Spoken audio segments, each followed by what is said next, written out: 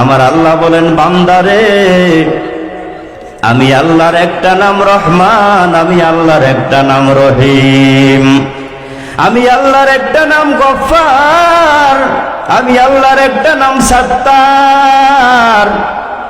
আমি আল্লাহ যত বড়, আমি আল্লাহর আযাব গজব তত বড়। আমি আল্লাহ যত বড়, আমি আল্লাহর রহমত তত বড়। আমি আল্লাহ যত বড়, আমার দয়া তত বড়। আমি আল্লাহ যত বড়, আমার জাহান্নামের শাস্তিও তত বড়। আমি আল্লাহকে কেউ নত করতে পারবি না রে গোলাম।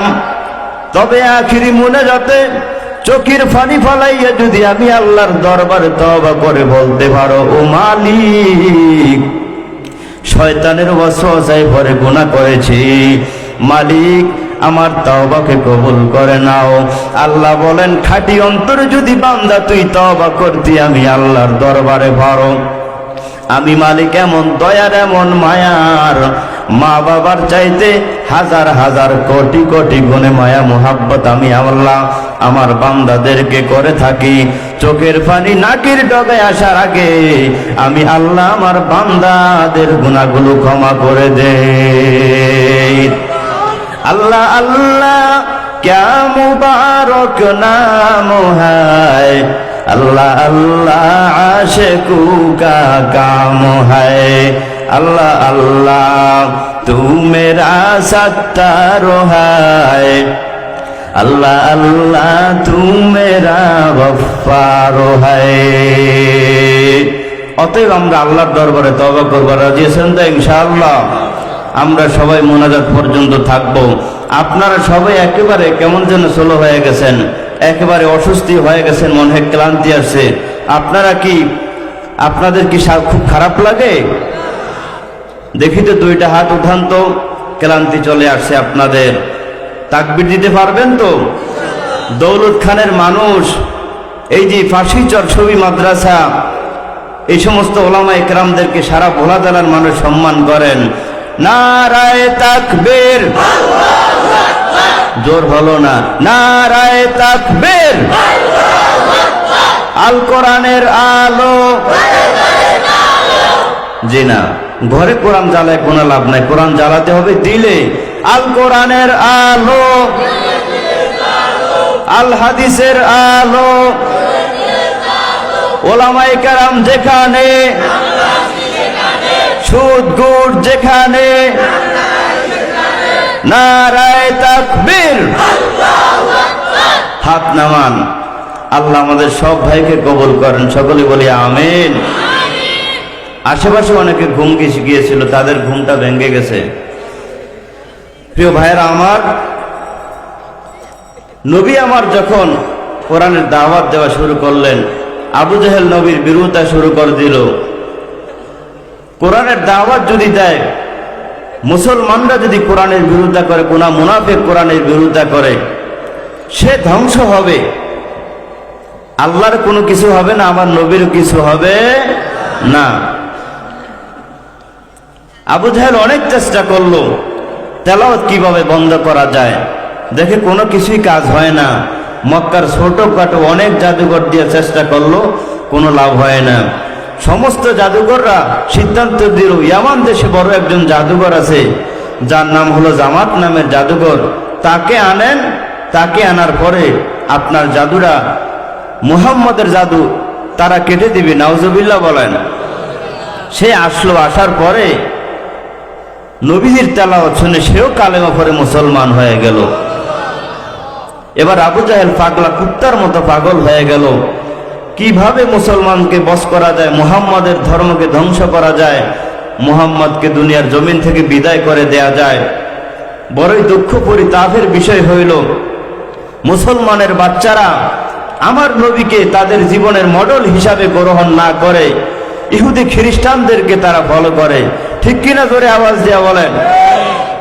প্রিয় ভাইয়েরা আমার, আমাদের মডেল হলো নবীজি আমার, কারণ নবীজি আমার হাসরের ময়দানে আপনার আমার পক্ষে শাফাত করবে, সুপারিশ করবে। সুতরাং সেই নবীকে কলিজা দিয়া ভালোবাসবো, হৃদয়ের গহীনে নবী আমার, তার ভালোবাসা অন্তরে রাখবো। যদি ভালোবাসা রাখতে পারেন, নামাজ আদায় করতে পারেন, ইবাদত করতে পারেন, আল্লাহ পাক রব্বুল আলামিন হাসরের ময়দানে সেই নবীর হাতের হাউজে কাউসার পান করে আল্লাহর তৈরি করা জান্নাতের মধ্যে ঢুকতে পারবেন। কোন ষড়যন্ত্রে আর কাজ হলো না। নবীর হাতে মানুষগুলো মুসলমান হয়। যত নির্যাতন আবু জাহেল করে, কোন নির্যাতনের কাজ হয় না। সিদ্ধান্ত করলো পাশের রাষ্ট্রই হলো সিরিয়ার রাষ্ট্র, সেই রাষ্ট্রের বাদশা হলো হাবিব বিন মালেক। তার নাম হাবিব বিন মালেক। সে হইল অত্যাচারী বাদশা, জালেম বাদশা। তার কাছে একটা পত্র লিখলো, বাদশা আমি মক্কার প্রধান, মক্কার মধ্যে এমন একটা মানুষের আবির্ভাব হয়েছে, তিনি একটা জাতি দিয়া মানুষকে তার দলে নিয়ে যান। একটা পর্যায়ে দাওয়াত দিতে দিতে মানুষগুলো যখন তার দলে চলে যাবে, আমার ক্ষমতা টিকবে না। সুতরাং আপনি এমন একটা, যেহেতু সরকারের পদে আছেন, ক্ষমতা আছে আপনার, আপনি একটা ব্যবস্থা করেন, মক্কায় আসেন, ওনাকে একটা কিছু করা যায় কিনা। হাবিব বিন মালিকের কাছে পত্র নিয়ে যখন গেল, সেই বেটাও চিন্তা করলো আমিও বেঈমান, সেও বেঈমান, আমাদেরই তো ক্ষমতা থাকবে, আরেকজন আমাদের ক্ষমতা দখল করবে, এটা তো কোনোদিন হইতে পারে না। এই সিদ্ধান্ত নিয়ে আবু জাহেলের কাছে সে বলল যে একটা তারিখ করেন আপনি, আমি প্রধান অতিথি থাকব, আপনি থাকবেন সভাপতি, হাজার হাজার মানুষ থাকবো, আমি অনেক প্রশাসন নিয়ে যাব, মুহাম্মদকে আমি বস করব, আমি দেখে নিব আব্দুল্লাহ সন্তান মুহাম্মদ কত বড় শেয়ান বেটাগিরি মক্কার জমিনে দেখায়। কিন্তু আমার নবীর উপরে এত নির্যাতন, এত জুলুম অত্যাচার, এত মিথ্যা অপবাদ, আমার নবীকে হেফাজত করবেন কে? কোন সন্দেহ আছে? কারণ আল্লাহ বলছেন ইন্না নাহনু নাযালনা যিকরা ওয়া ইন্না লাহু লাহাফিজুন। আল্লাহু আকবার। আল্লাহ বলছেন আমি কোরআনুল কারীম অবতীর্ণ করলাম, অবশ্যই অবশ্যই এই কোরআনুল কারীমের হেফাজতকারীও আমি আল্লাহ।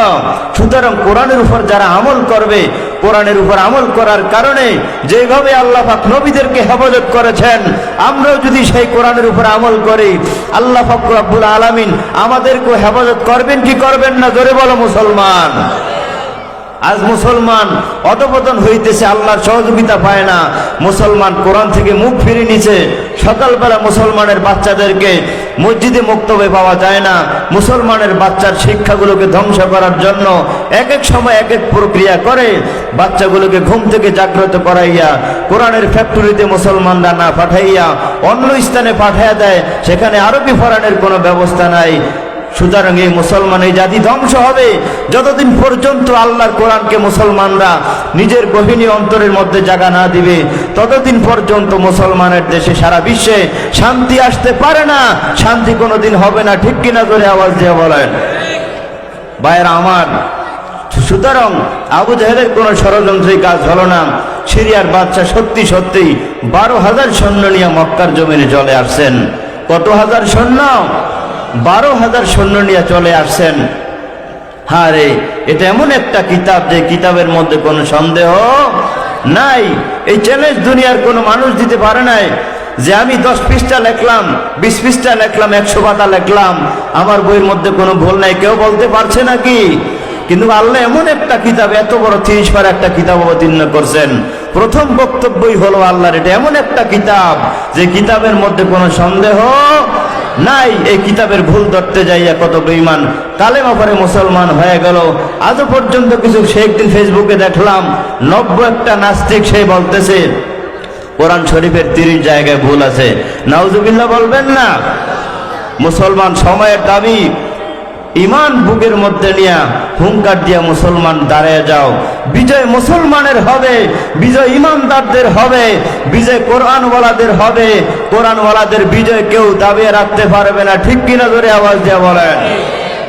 প্রিয় ভাইরা আমার, আমার নবীকে খতম করার জন্য সিরিয়ার বাদশা চলে আসলেন। বিশাল একটা আয়োজন করা হলো। হাবিব বিন মালিক তার আসনে বসলেন। ডাক দিয়ে বলতেছেন, আবু জাহাল, যে লোকটা মিথ্যা ধর্ম, ভুয়া ধর্মের প্রচার করে, তিনি কোথায়? আবু জাহেল কয়েকজন বাহিনী পাঠিয়ে দিল আমার নবীকে আনার জন্য।